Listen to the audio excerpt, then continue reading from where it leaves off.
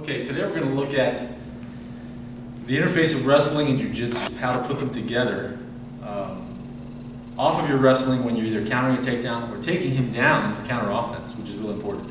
In this case, it's going to be off a front headlock and off of a whizzer to what we call a double arm whizzer. How you can then connect it directly to your Jiu-Jitsu, directly to, in this case, a cross arm lock, or just settle into side control. So Chris is working for a single here, okay? And we're down, we've already come to this point where we're down low, and I'm trying to get this knee back and get a nice straight line from this knee through my body to my shoulder. See, so I keep working this back, and I can't. He's got the leg too low, and he's circling to my back. So as he does, I reach this arm through, and I grab his other elbow. Okay?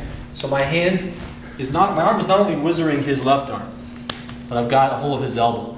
Now, as he circles a little bit toward me, now I'm going to bump him with my hip, and then immediately circle the other way, and use this elbow to pull him into me.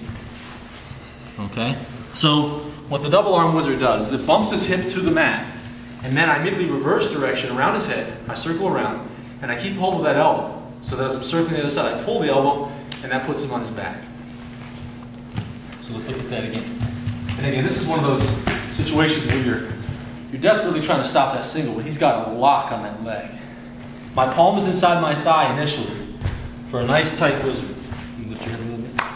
This is where I've got the whizzer now, but he's circling to me, and I just can't loosen it up, and I can't get him off me. I can't get him in front of me again. So he does circle, I grab his other elbow, and what I'm going to do is I'm going to bump my hip into his hip, but not continue going that way. I'm going to reverse direction this way, keep the weight on him, and pull this arm back to me, and now I have side control. But you'll notice also that as I'm circling around, this arm is still up, and that's what I'm going to exploit. So from here again,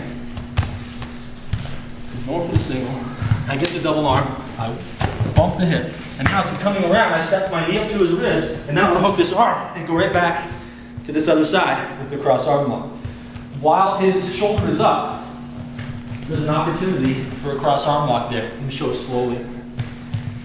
When I'm here, I bump him, and I circle around, and he's still holding on to that leg, so I step this leg up, and I'm here. Now I thread the arm and squeeze my knees together, and now I've got the arm lock. The beauty of that setup is that as you're circling to the other direction, he doesn't realize often that with the shoulder up, there's an opportunity for an arm lock.